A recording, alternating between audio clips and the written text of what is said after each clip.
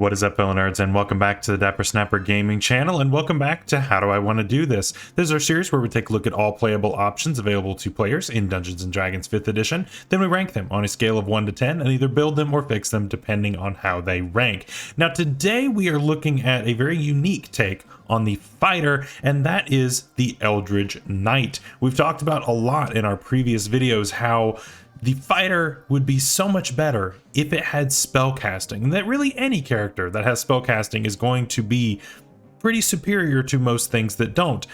Well, now we get the best of both worlds with this subclass, but does it stand up to the other subclasses?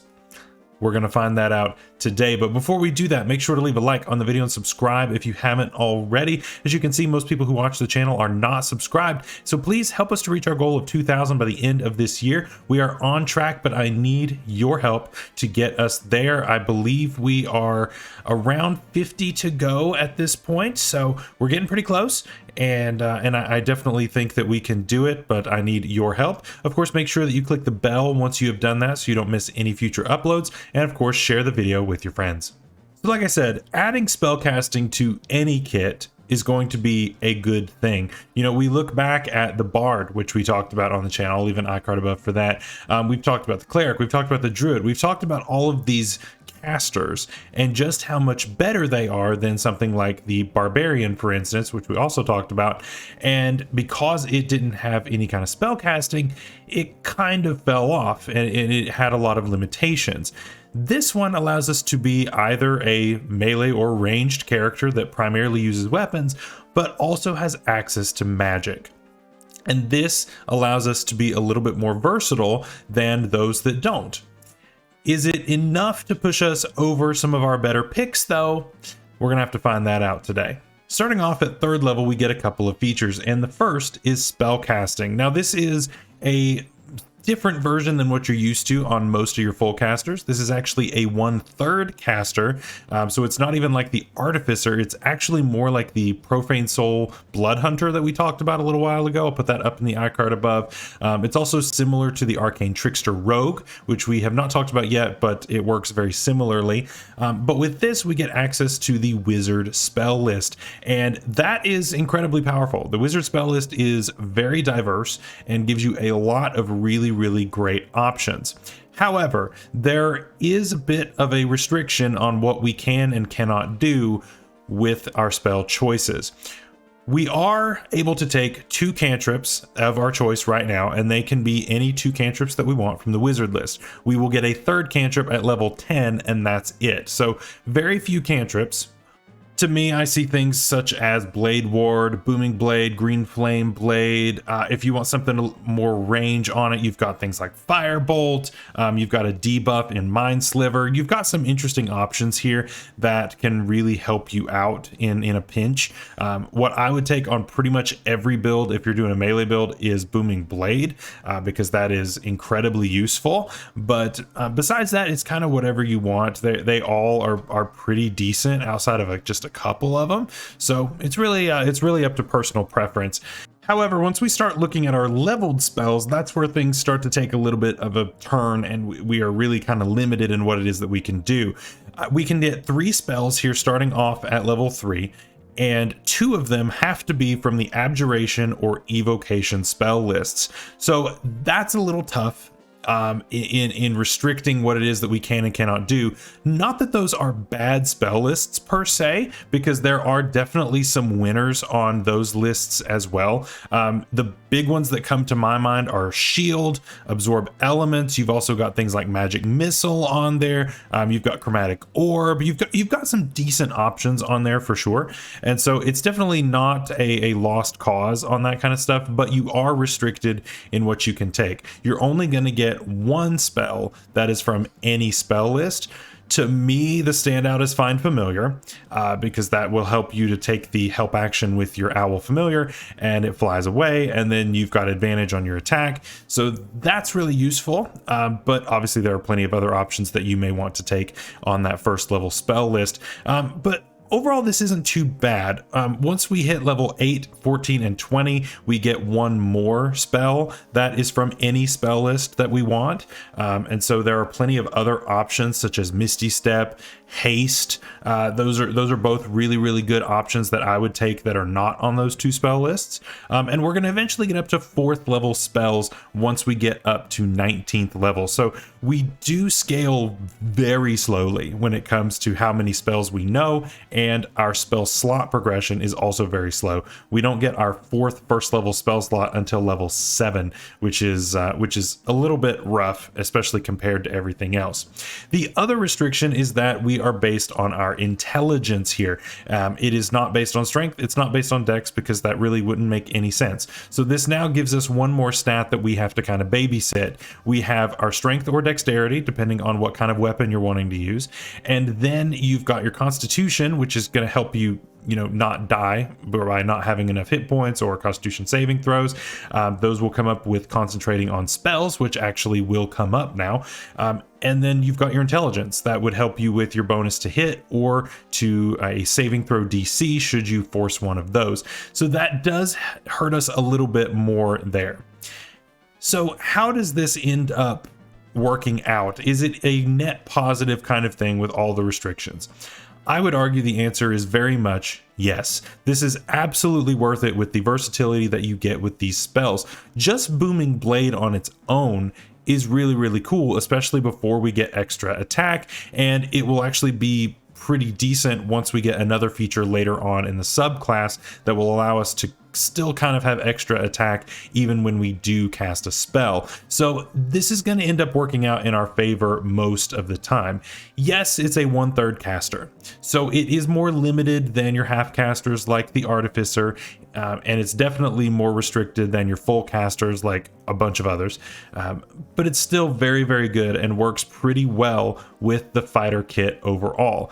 I'm gonna have to give this a 9 out of 10. There are plenty of restrictions on it, but the spell list that you get access to is very diverse. It's very long. It allows you to really customize this character and allows you to really take some awesome options that can augment your class significantly. Also at 3rd level, we get Weapon Bond, and this allows you to bond with one weapon. It doesn't matter what the weapon is. And once you have performed this 1-hour ritual, you can actually not be disarmed of this weapon, and as long as it's on the same plane of existence as you, you can summon it as a bonus action to your hand, which is really cool. So what this means is that you can walk in to, say, a party or some kind of secret meeting or whatever your situation happens to be, and you can be completely unarmed. And when stuff happens, stuff goes down, you need your weapon, boom, you got it. So that can be very, very helpful, actually. You can only bond up to 2 weapons at a time, but that's honestly fine. You can only teleport 1 weapon to you at a time, which again is fine.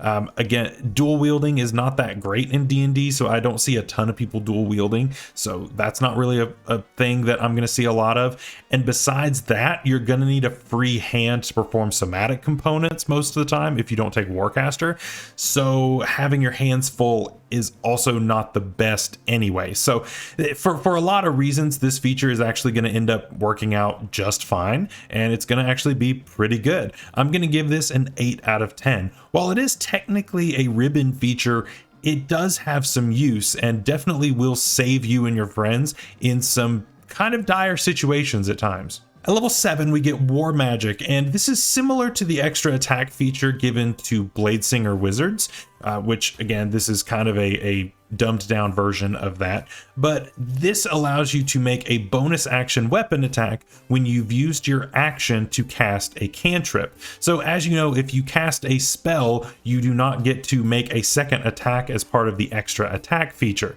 That was your action. So this basically gives you that bonus attack on top of what you've already done, which means that you can Booming Blade once and then make a second attack. So that basically gives you your extra attack feature back, which is very, very nice. Of course, you can cast any other cantrip you want. You can firebolt somebody far away and then shoot an arrow. You could firebolt somebody far away and then hit somebody right next to you with a sword and spread your damage out. You can really mix that kind of stuff up. which is really, really cool, and definitely helps you to not fall behind in the damage race nearly as much as what some other classes might. So overall, this is going to be a 9 out of 10. Getting that extra attack back, and at early enough at level 7, I think this is an appropriate time to get this. I think it keeps you up in the fray with the type of damage that you're going to be doing. It does only work with cantrips for now, but it will eventually get buffed at level 18, and we will talk about that when we get there.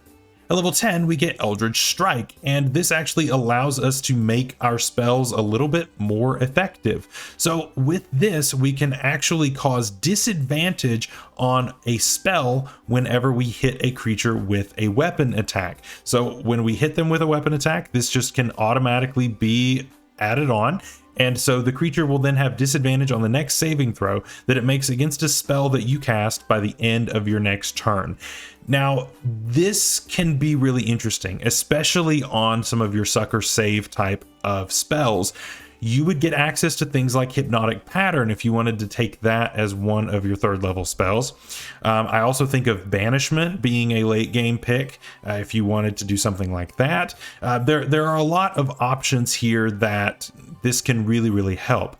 Obviously, this assumes that you have been boosting your intelligence to where your saving throw DC isn't the worst. But that's kind of an interesting assumption because we've got a lot of ASIs that we would need to get through in order to make those effective. This is still a really nice feature to help you be a little bit more effective if your DC isn't the best. So overall, this is going to be an 8 out of 10. We're not going to have the best spell save DC most of the time unless you are attacking with intelligence or finding some other way to do things. But overall, this is still going to be really, really nice at making you that much more effective. Level 15, we get Arcane Charge, and this actually gives us a free teleport when we use our Action Surge, which is very helpful. We talked about the combination of adding certain things onto the Action Surge and things like that when we talked about the Banneret. That is up in the icon above for you, but that one really fell short when it did that, and it was really clunkily written, and it ended up just taking away from the core class. This is simple, but also very effective. We also get to choose whether or not we want to teleport before or after that second action that we take because of Action Surge. So you could run up, pump 6 attacks into something because you have 2 rounds of extra attack at this point, and then you could teleport away.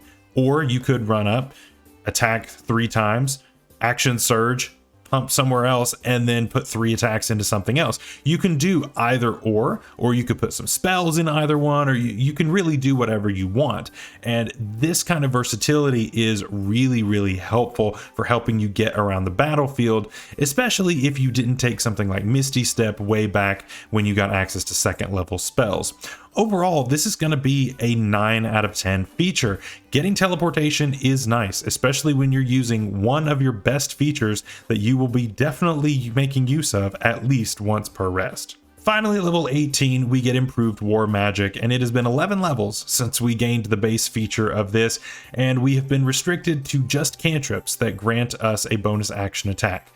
Now we can do this with any spell that we cast as our action, which is only going to improve our options.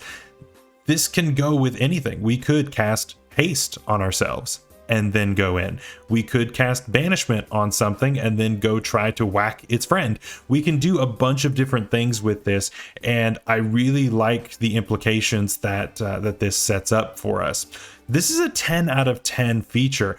Being able to make that extra weapon attack, which is really kind of our bread and butter here, on top of having that action without having to use Action Surge, is really, really nice. Action Surge is a precious commodity, especially now that it allows us to teleport, so we don't want to be using that willy-nilly if we don't have to.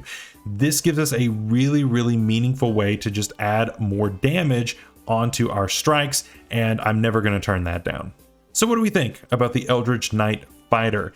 Yes, it's limited in the spell school that you have to choose from. It's limited in the number of spells in the spell slots. However, in my opinion, these kind of things are really, really good to have, and can cause you to be really, really difficult to take down. Yes, you may not have a ton of hit points because you've been focusing on intelligence over constitution, but if nothing can hit you because you can cast shield, then does it really matter because your health's not actually going down outside of saving throws. This is kind of where this goes to shine, because you can kind of work your way around some of these limitations with the use of some amazing spells that can be found on that wizard spell list. We of course can get Find Familiar to give yourself advantage, which is great. You of course get Booming Blade, which leaves the opponents in a really bad position most of the time. You can of course take things like haste, which is never a bad thing, and so fighters are always looking to be hasted. Now you can just haste yourself, and that's great. And you have proficiency in Constitution saving throws because you are a fighter, which also feels really, really good. So overall, this is really good and really satisfying to use. Is it as good as our 10 out of 10s? We now have the Echo Knight from last week up in the eye card above, and we have the Battle Master from a few weeks ago. I would argue that it's not as good. Barely. I think that it's really, really strong, and I think it has some really nice implications. I do think that the limitations, though, are a little bit harsher than something like the Battle Master, where the Battle Master has access to these that get reset on a short rest. Of course, your spell slots do not come back on a short rest. They are based on a long rest. So it is a little bit more difficult to get back those spell slots, and they're a very precious commodity. You don't have many of them, and all of your spells scale really slowly, but that's a balancing thing. And so I definitely understand it. This definitely grants you a lot of really great advantages that I would use all the time, and these are not what I would consider to be niche options. They are endlessly applicable, so you're gonna have a great time with this subclass no matter what, and it's very satisfying to play, very satisfying to DM for. Definitely try it out if you haven't. So that is all for today's video. I hope you guys enjoyed this ranking. Later this week, we're of course going to be building one together, and I've got a fun build for you this week. I think you're going to like it. It's simple but effective. It gets the job done, and we're going to have a good time doing that. Until then, stay safe out there, stay healthy. We'll see you later. Bye-bye.